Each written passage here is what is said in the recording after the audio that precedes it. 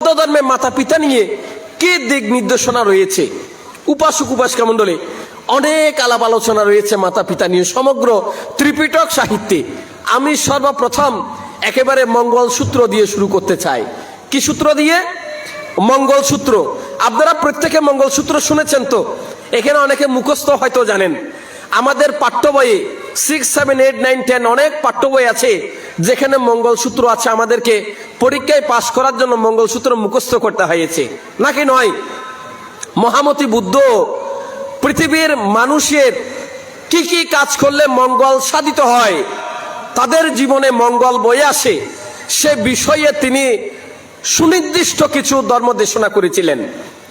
সেই ধর্ম দেশনার নাম হচ্ছে মঙ্গল সূত্র। এই ধর্ম দেশনাতে মহামতি বুদ্ধ সুনির্দিষ্ট 38 প্রকার মঙ্গল কাজের কথা বলেছেন, যে কাজগুলি করলে মানুষের জীবনের প্রতিটি ক্ষেত্রে মঙ্গল বয়ে আসবে। কেমন? ওই যে আমি একটু আগে বলেছি যে আমাদেরকে চাইলে সৃষ্টিকর্তা ভগবান